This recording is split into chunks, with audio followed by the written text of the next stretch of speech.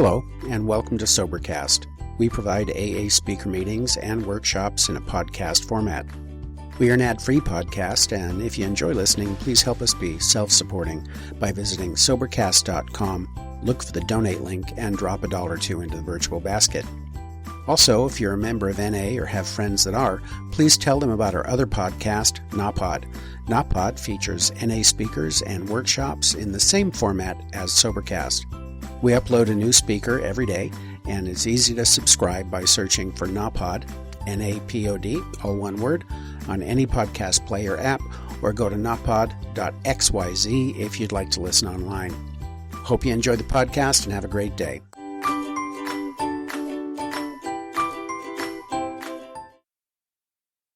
Find out anything good or bad about each other, see?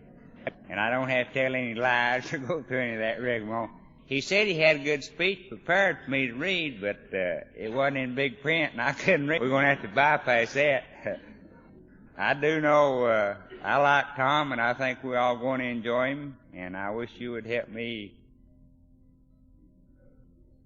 welcome him from Canada, Tom G.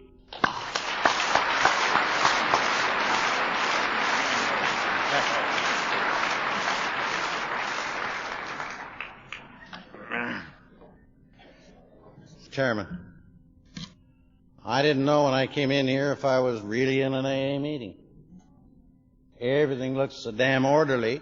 I went and checked the chairs over there, and they're all in a straight row. So the minute those two dudes lost their badges and we got a substitute speaker, I thought, hell, I'm in the right place.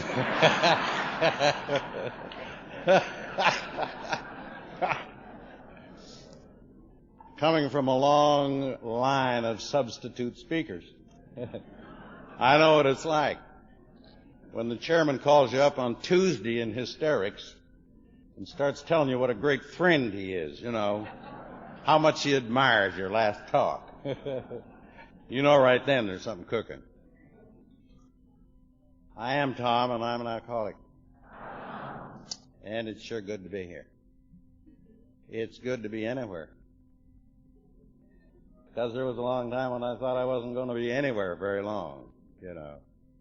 So I'm always glad to be here, and I'm glad to be with my people. This is the family afterward that I'm looking at and admiring and loving.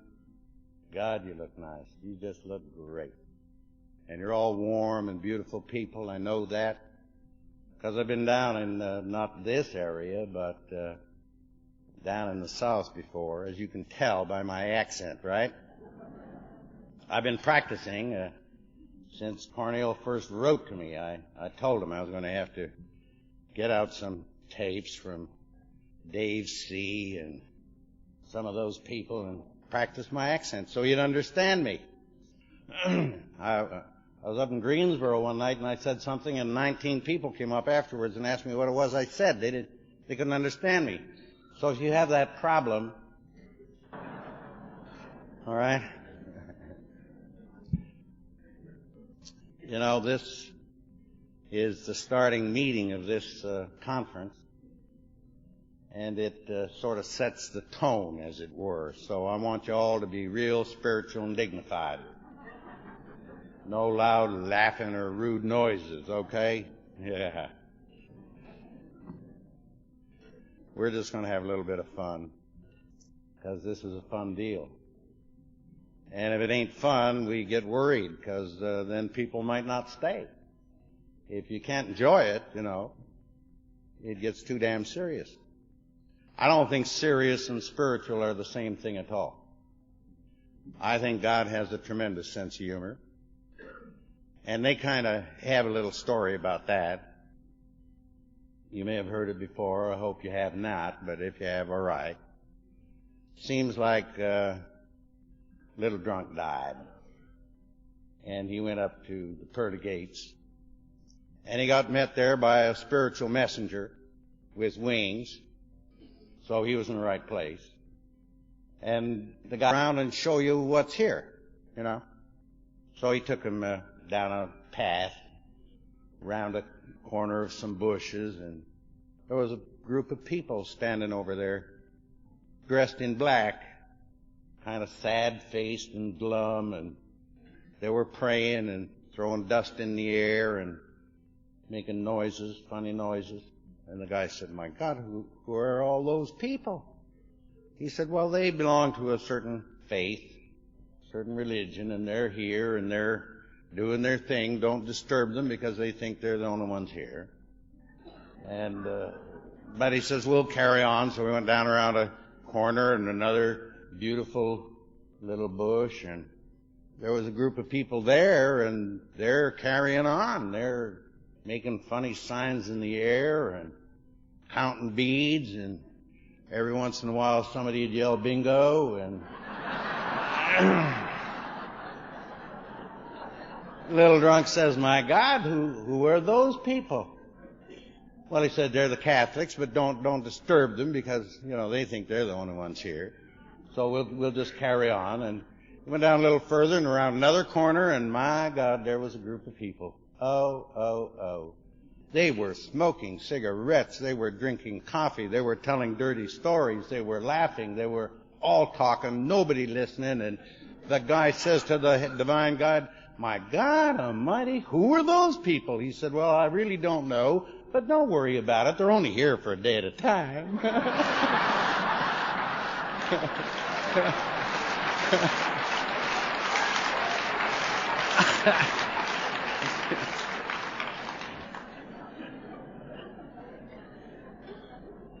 Now, I don't want you to think that this is just going to be a whole bunch of jokes and all that and nothing serious, because that's not true.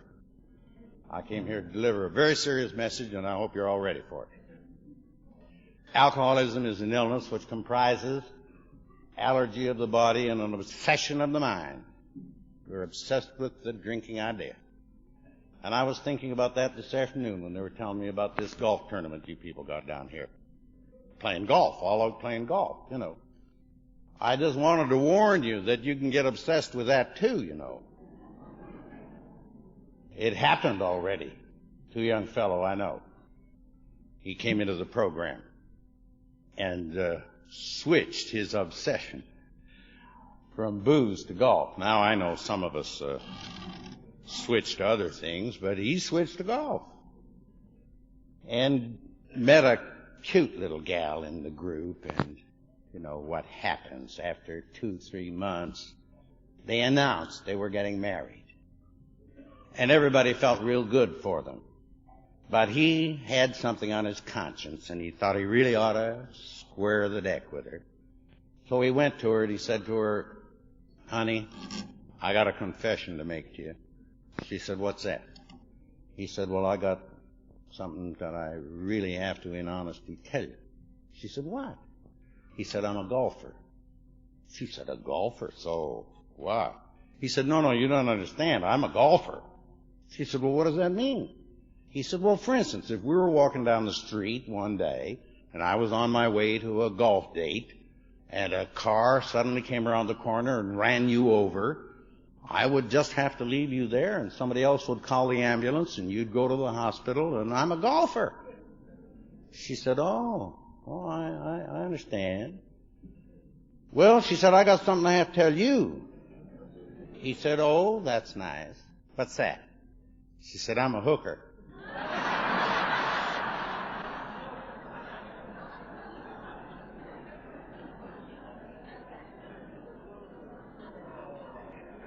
He said, "Well, let's not worry about that too much. 2-3 lessons, get your right hand over, and we'll cure that."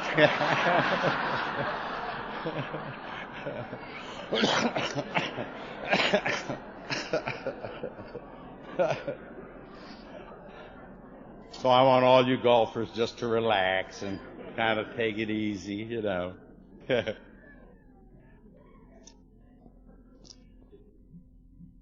Somebody came to me and said, "Have a drink."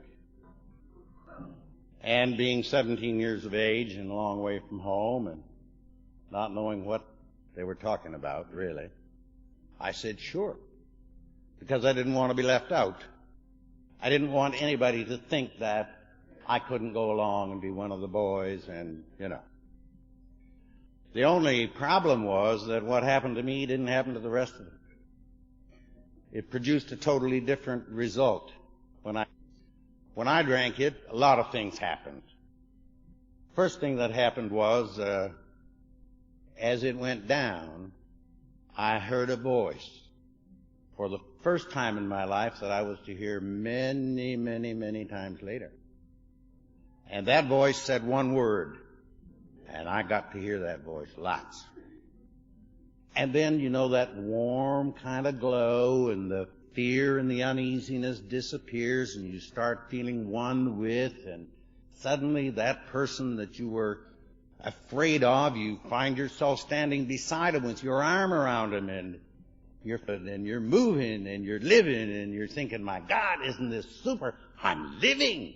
This is beautiful. But as the libations continued to come, other things happened. And pretty soon, there were loud voices and red faces and fists and anger and crying out and blood on the face and throwing up and back to the university in disgrace. Blackout. Didn't remember what took place. Don't remember yet what took place. You see? Now, that's a pretty comprehensive picture of what happens to an alcoholic. But I didn't know I was an alcoholic. I thought I just had a drink. I thought that's what happened to people when they drank. So I had a kind of a fear of drinking, and I didn't really go out and drink that terribly much immediately. Every 2 or 3 months or something like that. But every time I did drink, from that moment on, was the same scenario. Now I don't want you to think that I never had a career as a social drinker, because that really wouldn't be fair, and I don't want to mislead anybody. I did. And I can tell you exactly how long it lasted. Some people have trouble with that, and I hear them in meetings. They say, I had 10 or 12 years of fun drinking. Now that's kind of sloppy. If you're going to give facts in an AA meeting, you ought to try to give them precisely, right? This 10 or 12 business. Hell, I can be a lot more precise than that. When you hear about crossing the invisible line, and nobody seems to know where it is. And they don't seem to know if it's wide or narrow or where it is, or... I don't have those problems. I know exactly where that is. My social drinking career lasted from the moment I picked up that first drink and swallowed it, crossed the invisible line, right here, that's where it is, and it's exactly that wide, and hit the bottom. Took 4.5 seconds. So it's not really true to say I was never a social drinker. 4.5 seconds I was. Till it hit the bottom, and then the effect was produced, and once the effect was produced, I was gone. Now, how could that happen? How could that happen to a big, handsome, good-looking, athletic, intelligent genius like me? Really shouldn't, should it? But hell, it did. And I look back in my life. See, when I came to AA, and we'll get into that a little bit, but when I came to AA, I didn't know anything about alcoholism. I didn't know anything about AA. I thought AA was a place to come so they could teach you how to drink, because I did it very badly. And I thought if I came to you guys, hell, you had all the experience, didn't you? Who's got more drinking experience than a bunch of alcoholics? Nobody. So if you're going to go and learn something, you go to the experts, right? So I thought I was coming to the experts, and they'd tell me how to do it. I'd been all through that olive oil and salad oil and cream and butter and all that stuff, and it didn't work. I got just as drunk, but I got to throw up in Technicolor.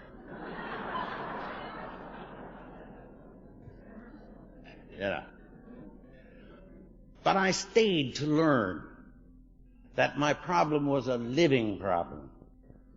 And boy, I don't have any trouble identifying with that.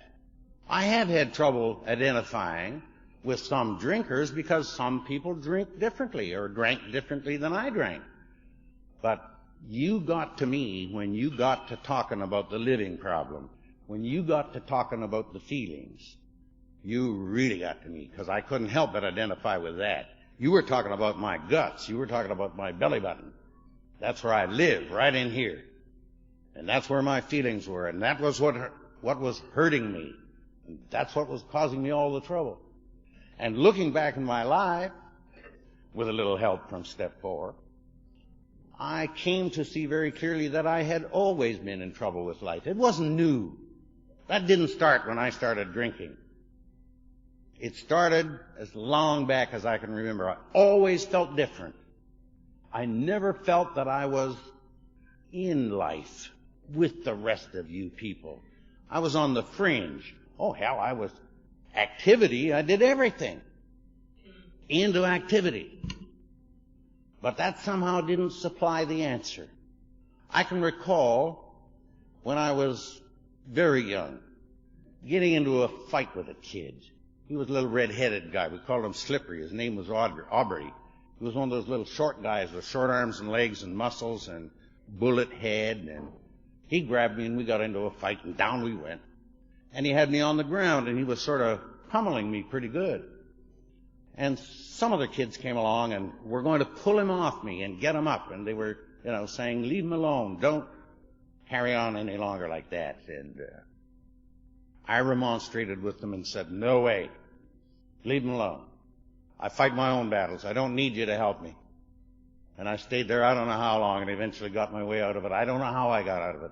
But I remember that feeling, that surge that came up through my stomach and up through my windpipe and that said, to hell with them. You'll show them. I won't take this. And that stayed with me all my life.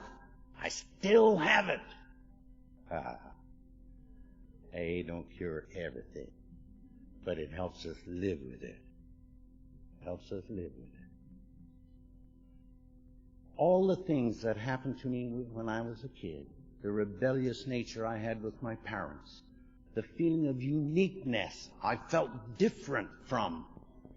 I knew I was different than the other kids. Oh, I got into everything, baseball and hockey, and that's what I was doing at that school when I had my first drink. I was there on an education scholarship for athletics, playing hockey. And that was a natural for me because it could vent all my violence. And I loved it. Loved playing hockey. That was great stuff, But then when the drinking came into it, boy, that was different. Because that loneliness had been getting me. I don't know why a 17-year-old kid with 25 close friends playing a sport like that and being part of a team, there's unity there, and there's singleness of purpose there, and there's lots of nice-looking gals hanging around there. I don't know why a kid like that would be lonely, but I was lonely. I was lonely with people. There was something inside of me that was crying out for expression, and hell, I didn't know what that was. And then when I started drinking, it was as though I were looking for something in that bottle. Naturally, I'd look at the bottle and all that was in it was booze, and I'd drink all the booze, and that wasn't what I wanted. It never did satisfy me. And I didn't know what it was. It misled me because in the beginning, the booze put things together for me. And I'd lose a lot of those feelings. And I could start feeling one with, I could almost start feeling one with my family. Boy, that was different, That old man of mine that didn't understand me. That mother who laid guilt trip after guilt trip on me. God, I don't know if you ever had that experience. But my mother had an absolute genius. I would come home, maybe a little late, and I would walk in the door, and she would say something like, "Did you have a good time?"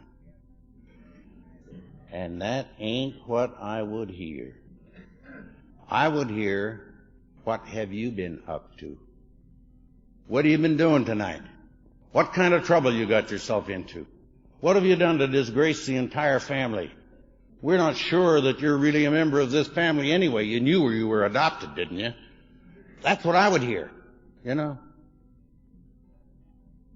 isn't what she said at all. But I helped her. I let her. I permitted it. I asked for it. Lay a guilt trip on me. For what reason? God, I don't know. I think I was born feeling guilty.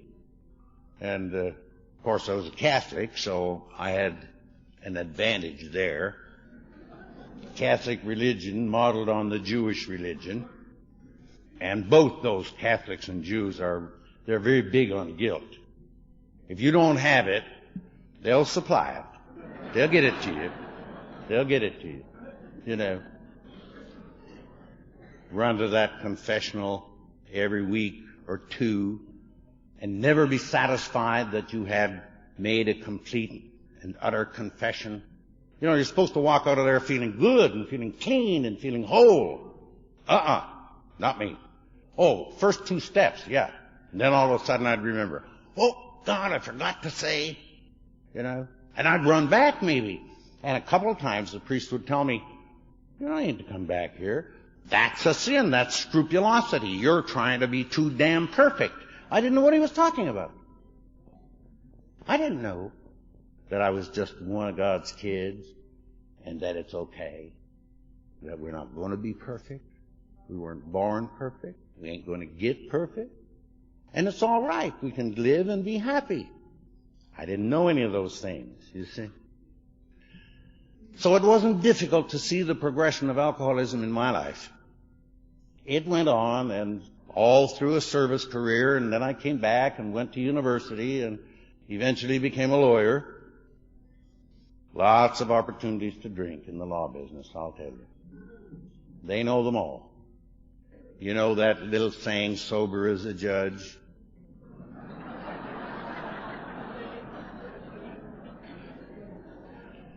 If you believe that, I got some land down in the Everglades that I'd like to tell you. It ain't so. It's not so. Those bar associations.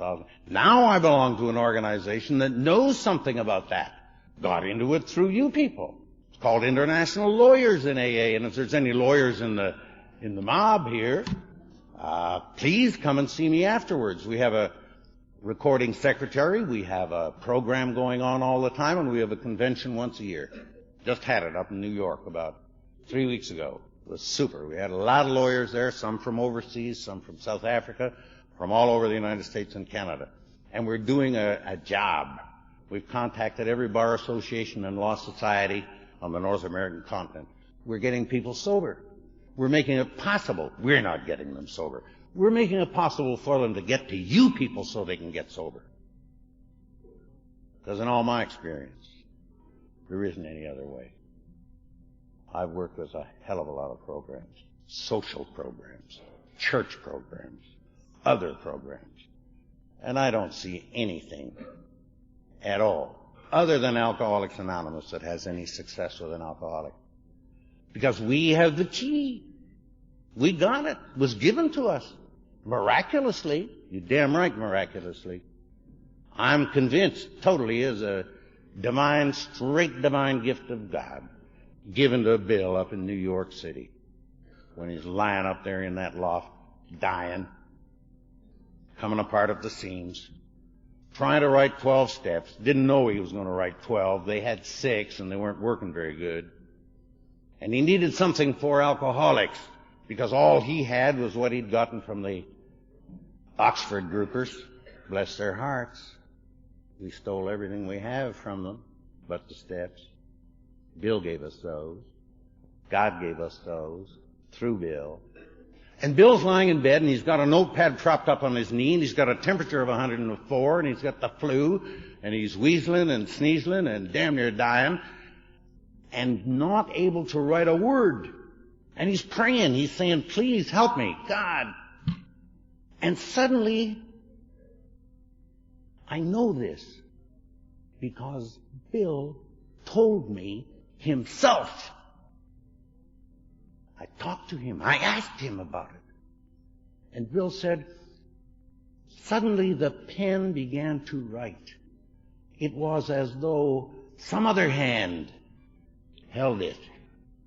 And he said, in a short space of 25 minutes, I was finished. And I didn't know what I'd written. And I went back over it and found what they were. And he said, I counted them, and there were 12 of them. And the thought kind of went through my mind, significance between that and the 12 apostles. And then Bill did a very wonderful thing. He numbered them. 1, 2, 3, oh boy. Imagine if there were no numbers. Huh? What step would you be working on? Hell, you'd pick the one you liked, wouldn't you? So I'm going to do that one. That looks kind of good. I like that prayer and meditation one. Doesn't seem too hard. I can do that in 30 seconds. You know? And do that one first. Because there wouldn't be any first step. So you do that one first. So we'll see how this goes. You know? Because that's sort of what happened to me when I got here. You know, my drinking hadn't been going that good. And I've been doing it for more than 20 years. And I got to the place where it was really addictive. I was hitting it pretty good. I'd been drinking for 5, 6 days. I was at that state. Depends who you're talking to. If you're talking to me, I say 5 days. If you're talking to my wife, she says 6. But you know how those gals are. They do like to exaggerate everything, don't they? And I'm in this bar and nothing's happening. I'm drinking and there are doubles and triples and God knows what. And nothing's happening. There's no effect anymore. And I'm getting rather downcast and a little depressed. Boy, that's when you learn to pray, isn't it? Pick up a double and down it goes. Nothing happens. So you take another and you kind of swallow it with deliberation. Maybe it takes 2 swallows. And then you pray. God, God, God, God, God. Make it work. Make it work. Make it work. And it don't work. And there you are with a hole in your belly and the wind blowing through and suspended between the floor and the ceiling. And you just feel awful and nothing's happening that's any good. So I left that bar, went to another one. Thought maybe it might be better if I went there.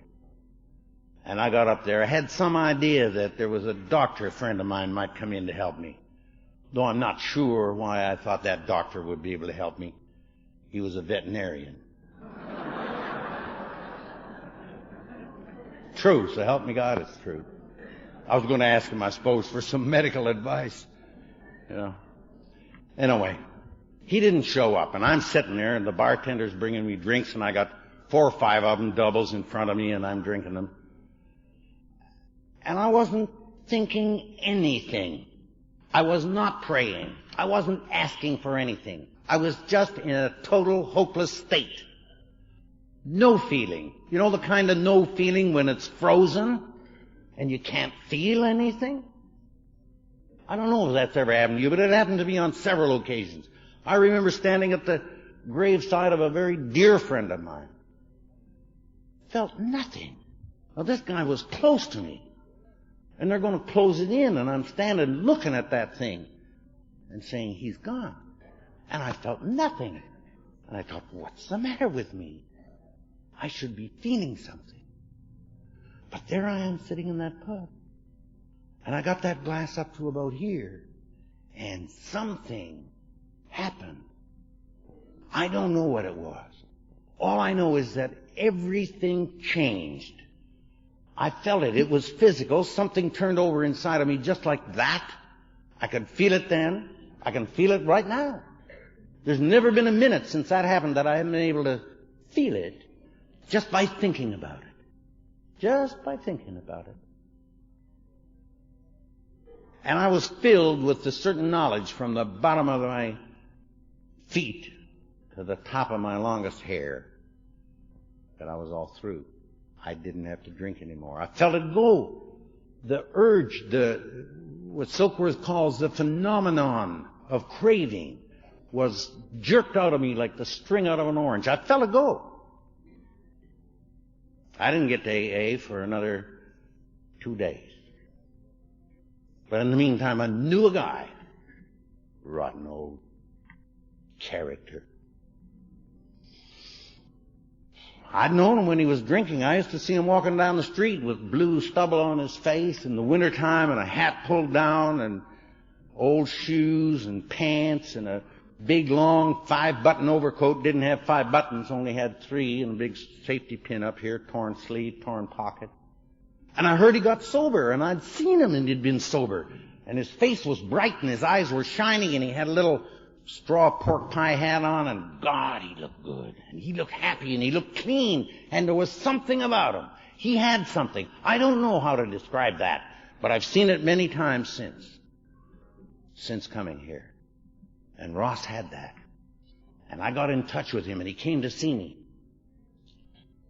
You know, it says in the book that first 12-step call, you take it easy on the guy, you don't stay more than about 30 minutes or something like that. He never read that. He stayed 9 hours. He didn't ask me if I wanted to come in. He told me I'm in. He says, you're in. And he stuck around, he wore me down.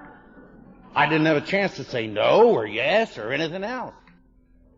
You know, it says in the book someplace it's not a good idea always to tell people that they're alcoholic. And you hear a lot about that in meetings, don't you? Oh, I can't tell him he's an alcoholic. Ross never read that.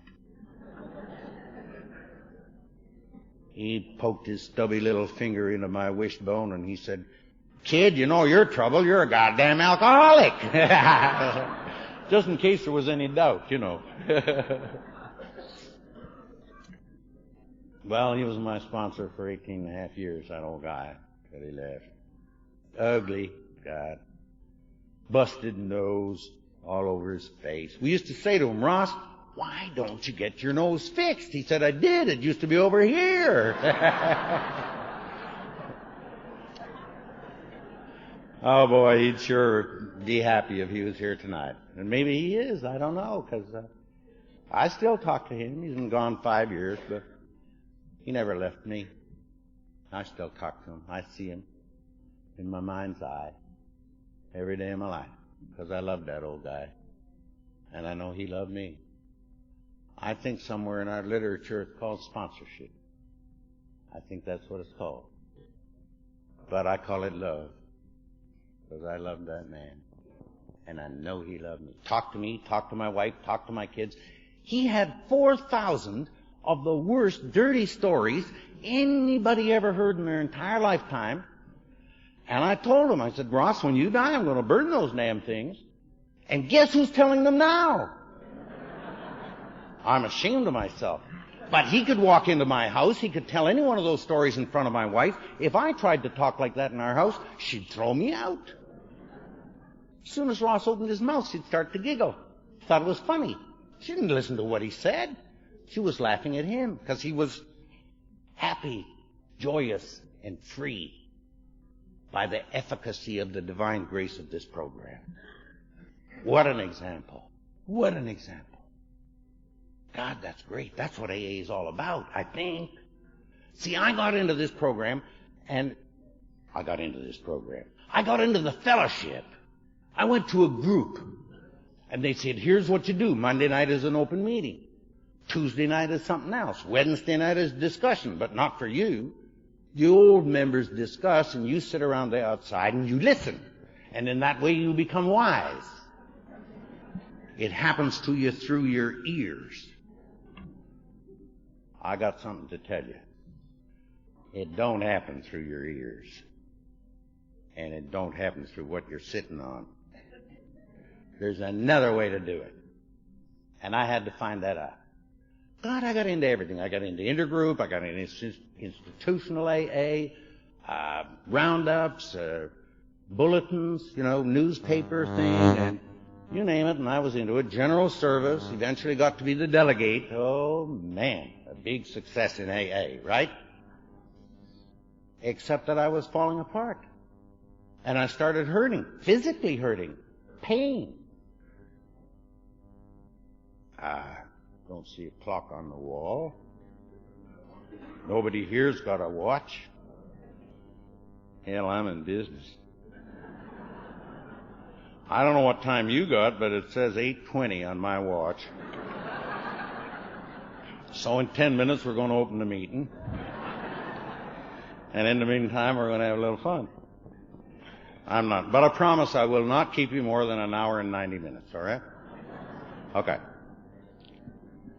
Now, where was I? Hell, I can't remember what I was talking about. Somebody said that's not the first time that's happened to you either. A malady that I sometimes fall heir to, you know. I was having pain, physical pain, across my chest and here in the sternum, you know, and up and down my arm and my back and stomach, and I'm an alcoholic.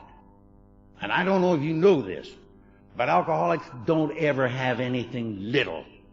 Like, I never met an alcoholic yet that had a gas pain. No. Or a headache. Or sore eyes, or, you know, no. I was having 3 heart attacks a week.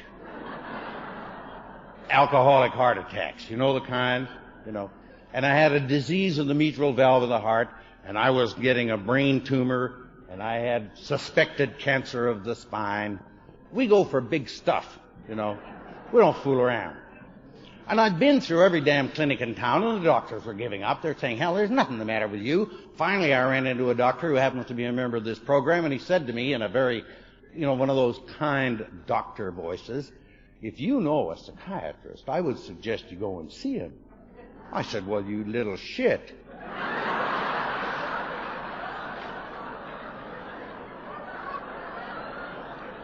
What medical school did you graduate from?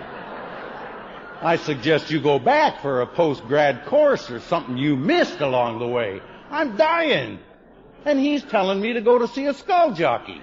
Oh, what's with this? Anyway, being a brave, determined alcoholic, I knew a psychiatrist. I'd had him as a witness in a couple of murder trials, so I knew him good by his first name. And I thought, well, I'll kind of sneak up on the guy, you know, and just spend a little time with him and talk to him. And if he notices anything strange, maybe he'll let me know. You know, I wasn't going to go to him and say, look, am I nuts? You don't take chances like that. He might say, yeah.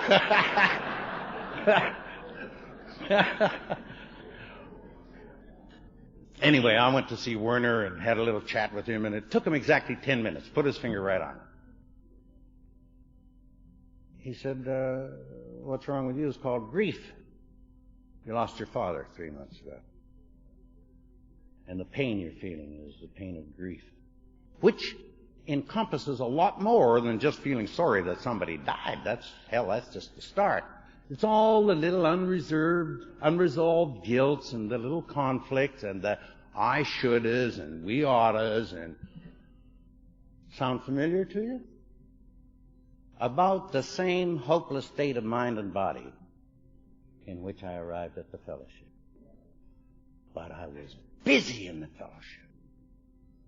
And that damn psychiatrist said to me, I thought you were a member of Alcoholics Anonymous. I said, I am. I thought it showed. He said, if you are, you shouldn't be experiencing what you're experiencing. I said, what do you mean? He said, you have a program. I said, I know that. He said, you have a book. I said, I know that. Well, he said, don't you read it? And I said, of course I do. He said, don't you do it? I said, yes, I do it. Then he said, you don't do it hard enough. You don't talk to a delegate like that. So I stamped out of that room, and I was all for going home. You know, I was going to resign from AA. The hell with it. But I thought I'd stop in at my group, you know, just to check in case there was any mail for me. And I followed the good advice that's always given to us, you know. Follow the winners, stick with the winners, follow the winners.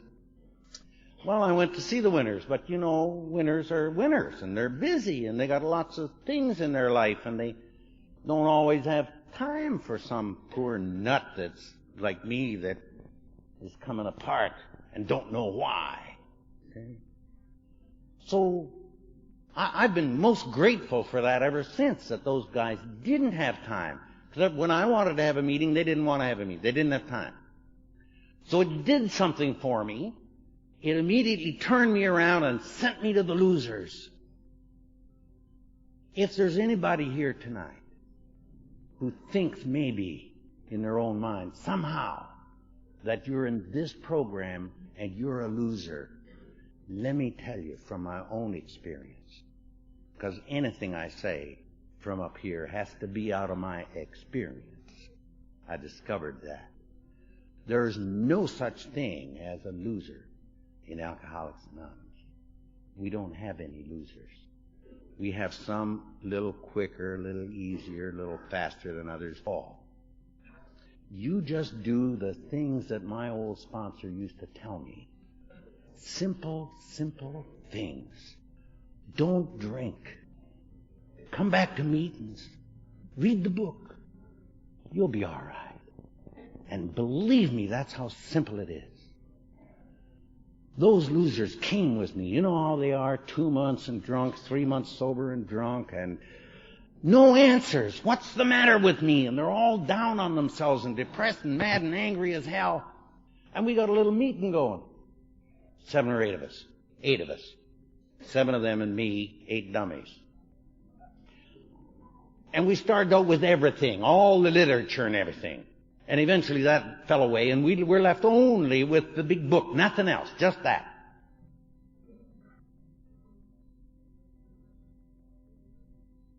Big book of Alcoholics Anonymous. It's blue.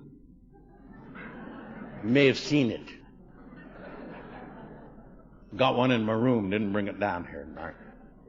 Anyhow, that's where we got to. And because we didn't know what we were doing, we started at the outside cover. We didn't want to miss anything. You know, when it says Alcoholics Anonymous, the basic text of our society. So if it's a textbook, we treated it that way. We read every damn word. And what we came up with was literally doing what it says in the book to do. We didn't editorialize on it. We didn't comment on it. We didn't get bright ideas about it. We just took it and did what it said.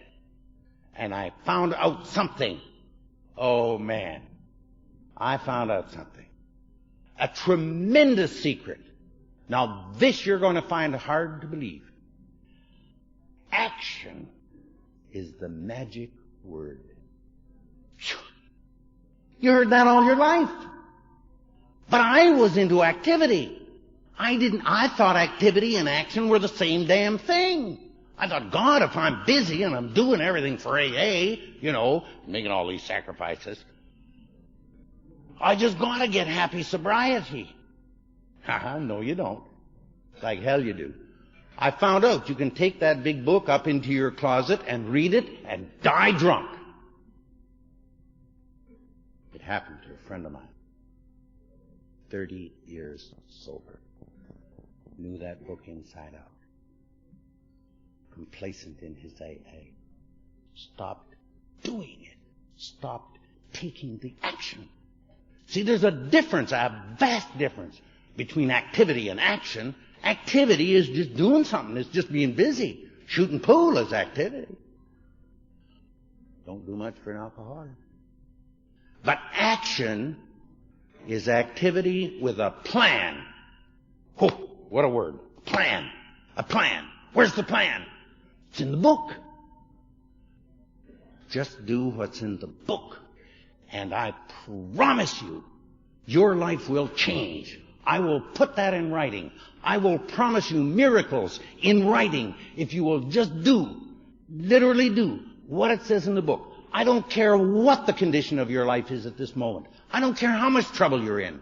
I don't care how much you're hurting. I don't care what financial problems you've got. I don't care what health problems you've got. I don't care what your trouble is. I know what your trouble is. The answer is in the book. It says so. It says there is a solution. Whew. That blew my mind. How could that be? My God, in my office I have a library. It's got 50,000 books in it. There isn't one of them says there is a solution. There isn't one of them says this solution will answer every problem in your life. Not one. But that wasn't what bothered me. What bothered me about that was, how could there be a solution for all these people with different problems? How could one solution fit? Well, that question liked to drove me crazy for maybe 10 years, 8 or 10 years. And I found out why. I found out why there is a solution. One solution. Because there's only one problem. Your problem is my problem. My old sponsor, his heart brimming with love. God, there were days when I was sure he hated me. He'd look at me and he'd say, Grafton, you don't have a problem. You are a problem. And he was right. I know damn well I was a problem. Because of that lousy, rotten attitude and the way I lived and the me first stuff, the me, my mind, how do I look, how do I feel, what'll people think, what'll people say. I didn't think about others, didn't think about my wife, didn't think about my kids. And my God, my wife and I got 9 kids. My rotten old sponsor used to say, you didn't drink all the time, did you? Yeah. Anyway, we got into that and we took it real serious. And we still work at it. We've been working at it since 1968. And we're having a hell of a time. We got more fun going. We work hard at it, And people say bad things about my group. And it wounds me. Disturbs me very greatly. You can see that I'm suffering from lack of sleep and lack of nourishment because I'm so worried about the things they say. They say things like, you have to do the steps if you go to that group. And they say things like, you have to have a sponsor if you're in that group. You have to have a sponsor in the group. You can have 4 or 5 sponsors outside of the group, but you got to have one in the group because they want to know where you are. Things like that. Bad thing. Well, I'm happy to report to you tonight that none of those things are true. You don't have to do any of those things if you don't belong to my group. You do it your way. I'm not here to tell you how to do it. That's up to you. I'm just sharing my experience with you. This is what happened to me. This is what saved my damn life. Oh, the miracles that we have seen take place. I'm sure, like the miracles you see in your group as a result of this program. But I think we really need to work at that, We said AA is not for nothing. You don't get it for nothing.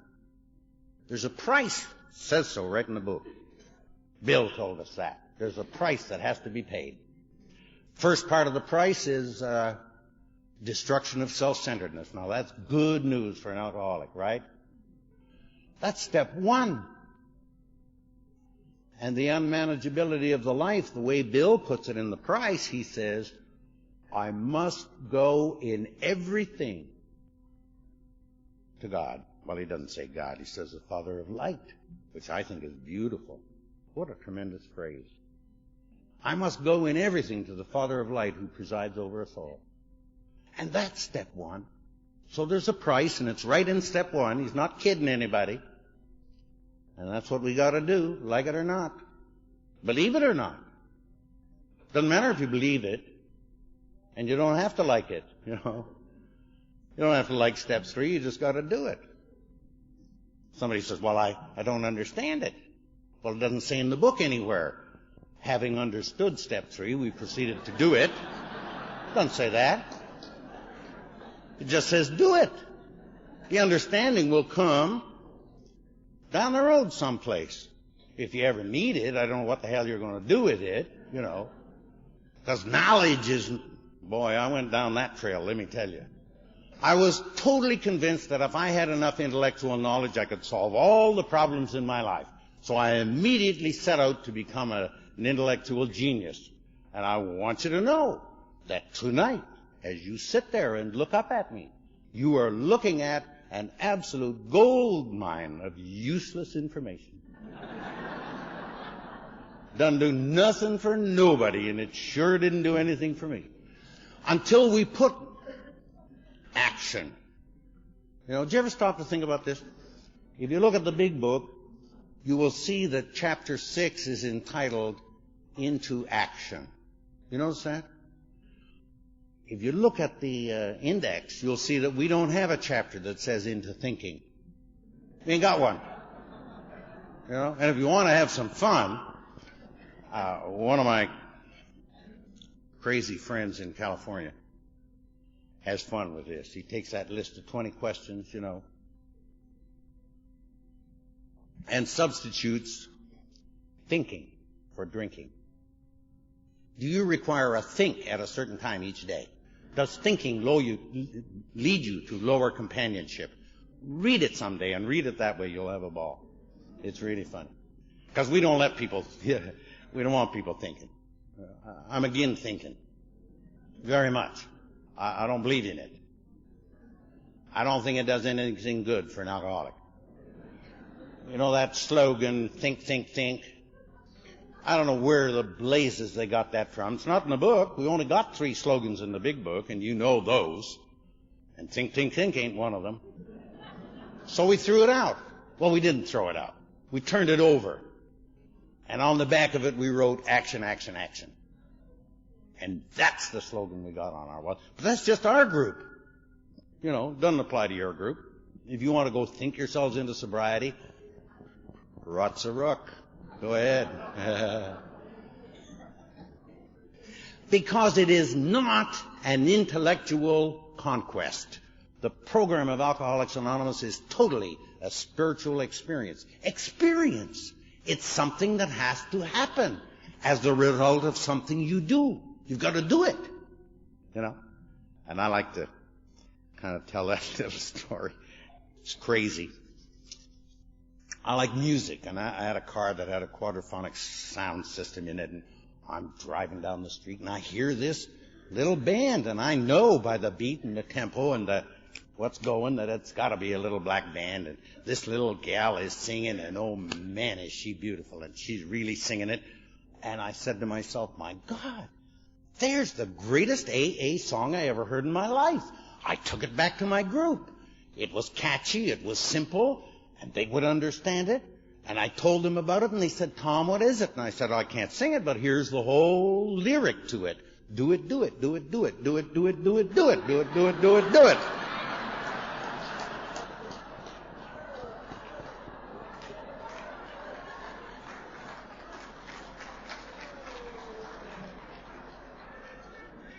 Nothing happens until you do it. You can sit and look at it all day long, and that book ain't going to save your soul. You can sit in the meeting room all night long, and those chairs aren't going to save your soul. You can listen to all the speakers you want to, and they will get you all fired up. But let me remind you what Dr. Silkworth said.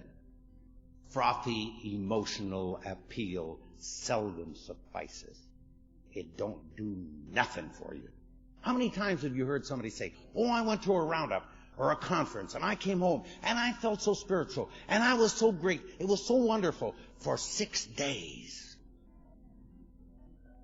And then I felt let down. Maybe the power is letting me down. Maybe the power isn't with me anymore. Hell, that's a totally accurate diagnosis. That's exactly what happened. See? The power is always there. But am I available? Not if I'm not removing those roadblocks, those things of self that are holding the power out and blocking the power out. You know? I can't think myself past that.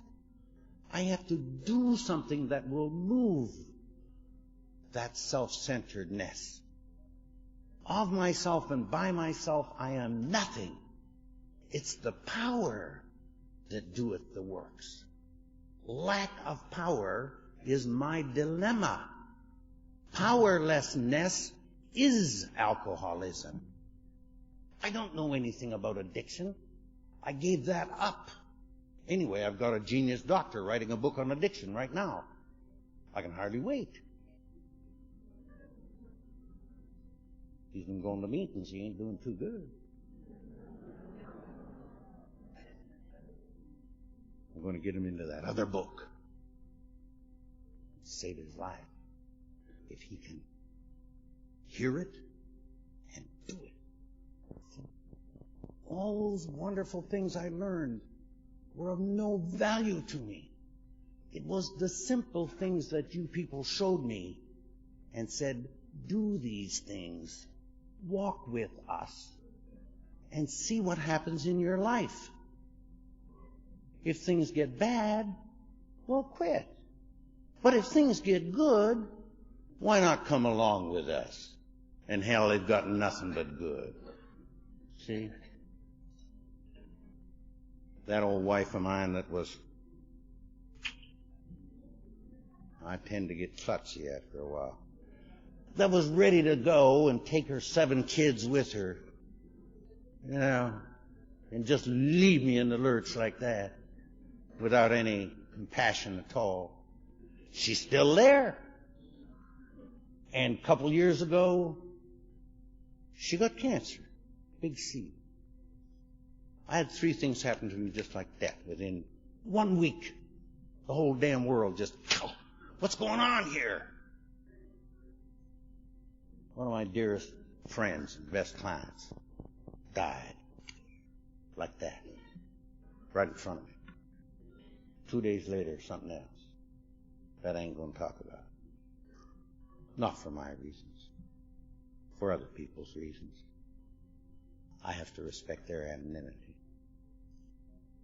And the next thing that happened 2 days later, I came home and my wife was looking like she was crying a little maybe. And she said, I want to talk to you. Come in the front room. I went in, sat down.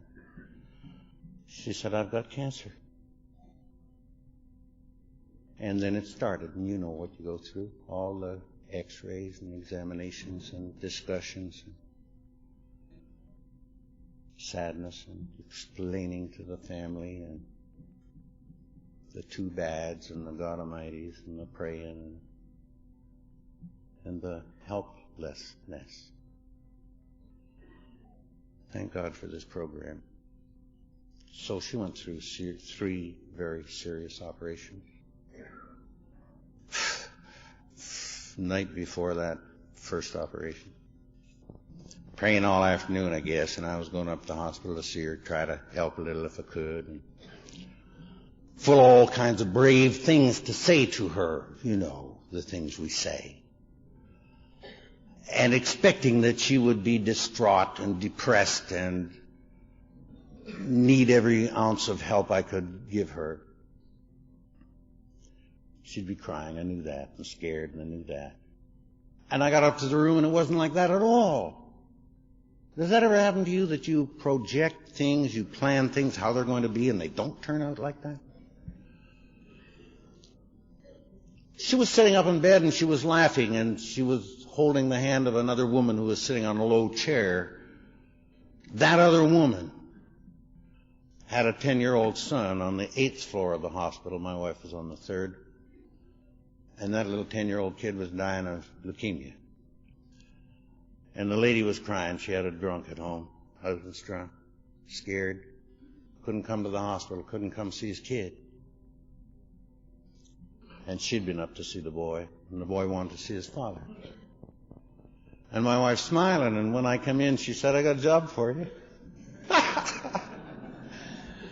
Oh, God. It's so easy to be grateful for Alcoholics Anonymous when there's action. So instead of going there and having a terribly sad and depressing and horrendous experience, I got a 12-step call. I go get that drunk husband. I bring him to the hospital. I take him to the 8th floor. I didn't want to go to the 8th floor. I know the kids that are up there. My wife was the teacher in that hospital. I was in there every week, and I see those kids. And I know why they're there. And I didn't want to go there. But he had to go. The father had to go.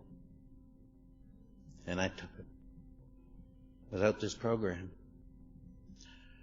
No way. No way, baby. So we went and we saw the kid. My wife got through that operation. And the second one. And the third one. And she came home. And they call her the miracle lady. Because something happened to her in that hospital. And she's okay. She was going to come here. But she was unable at the last week or so to do that. Cornelius called her, and she explained to him. She has a bit of a problem with these things anyway. For some reason or another, she finds them emotional. Isn't that amazing? She makes it great till about Saturday afternoon, and then she's in trouble. Gets to her, you know. I don't know why she planned it like that. But thank God for a program that can take a guy like me that, you know, I was in trouble everywhere. Those kids of mine disappearing around the corner, afraid to talk to me, afraid to see me. All I saw were brown eyes disappearing around the corner. Wife couldn't talk to me, you know. And I look at my family now, and I can't believe it. We have 9 children, and we have 9 grandchildren.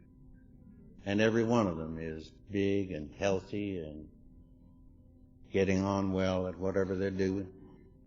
A couple of my daughters are graduates of Université de Paris, the Sorbonne. I have a son who's a lawyer. I have 2 sons who are teachers. I got a good-looking daughter who just got married 10 days ago. Oh, man. And it was a celebration. It was great. What a wonderful thing. And we had a coffee pot in the corner. 200 cupper. Hell, there was more AA people there than any other kind. And it was just like a conference. It was like a roundup. And that dumb son-in-law of mine gets up there and makes a speech and makes dirty cracks about the old man. And got away with it. How do you like that? You know? Not supposed to be like that, is it? See? What I'm trying to show you is that AA is one thing. It ain't something I do in my group. I had a living problem when I came to you people. There's only one way I know how to live, and that's your way, the AA way, according to the plan of Alcoholics Anonymous. 12 steps, 12 traditions, 12 concepts of world service. Only way I know how to act for a client is to 12-step him. I 12-step every damn one of them. For what they need. See? In love. So I don't have to hate anybody or fear anybody. There's nothing to fear. What's to fear? I'm one of God's kids. What's He going to let happen to me? Nothing. Nothing bad. Because we go to work in a relationship. Spells it out right in the book. Tells us exactly how it works. It says you stay close to Him and do His will, do His work well, and He'll look after you. Now that's the deal. So I don't have to manage my life. Don't have to run anything. See, I discovered that AA is not something that happens at my group. It does happen at my group, but not only at my group. Everything in my life is a group. Where I work is a group. Where I live is a group. My family's a group. My whole big family is a group. And that's how I live, in a group. We're in one right here, right now. Friday night meeting of Myrtle Beach group, right here. And I got one at home. And one in my office. And my clients belong to that group. Live. It's just a beautiful way to live. It's the best life I ever had, and the only easy life that has ever been mine. And I got it. I know where I got it. I got it through you from God, the source of all life, the creator and giver of life. That's a fantastic deal. And it's just a great way to live. So I know what it means in the book when it says we insist upon enjoying life. You bet. You bet. This is a busy time of the year. We got lots of AA things going on. Assemblies everywhere. And I spent some time as a trustee on the General Service Board, so some of those people still remember me, and they ask me down to their assembly to talk about service, and I'm right there. Because I love it. I'm talking about my life, you see, and they're my kids. And it fills me with so much enthusiasm to see the young people coming in AA today. Oh my God Almighty. For years I used to laugh about, the person who suddenly woke up one morning and thought it would be a good idea to go to AA. Jumped up in the air, kicked his heels together and said, goody, I'm an alcoholic. Now I get to go to AA, right? Never happened, right? It did happen. Happened to me. So I got to quit laughing about it. My neighbor has a 21-year-old daughter. Her name's Rhonda. And she was going to university. And she was taking a course called Stress. Isn't that great? Had 2 chapters in it about alcoholism. She read those 2 chapters. She went home. She phoned me. She said, can I see you? I said, yes. She said, I really want to talk to you. She came to the back door and she was crying. And I said, well, let's go for a little ride. Got in the car. We went for a ride. She's an alcoholic. She recognized it from that book. And she came to me and told me that. Now, I never told her I was an alcoholic. I never told her she was an AA. But she's played around my house since she's 4 or 5 years old. And you can't do that around my house without knowing somebody's in it,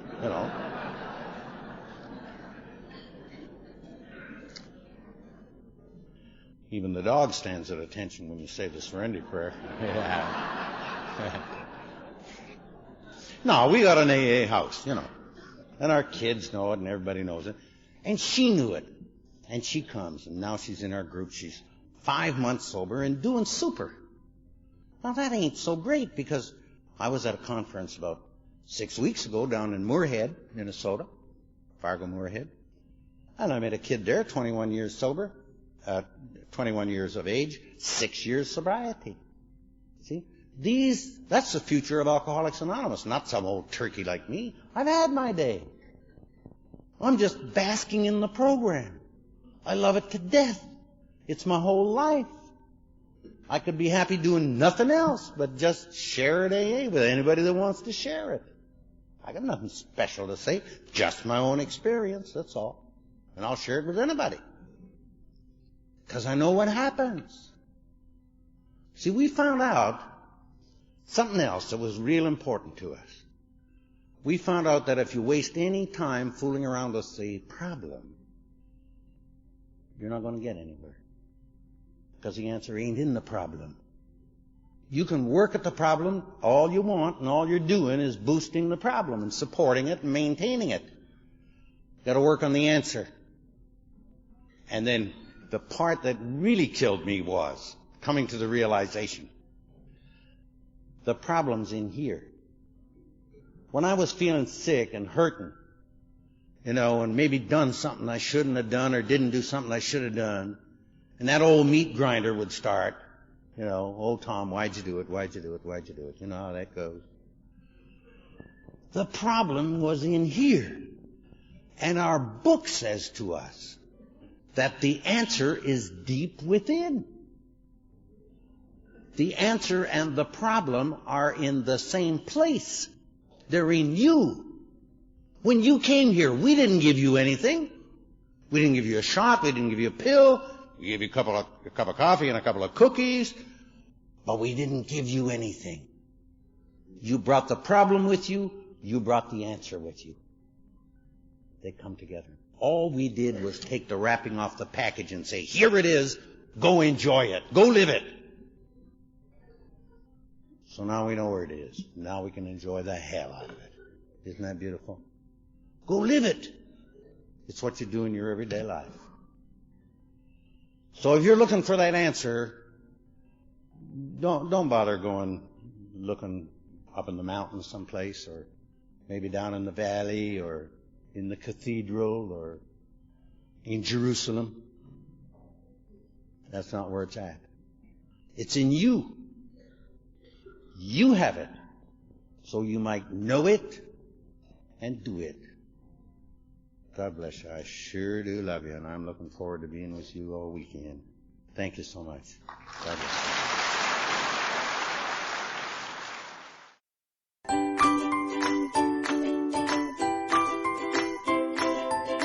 Thanks for listening. I hope you enjoyed the podcast. Sobercast is ad-free, and we'd like your help in order to keep it that way. So if you'd like to help us be self-supporting by pledging $1 or $2 a month, visit Sobercast.com and look for the donate links. Thank you very much.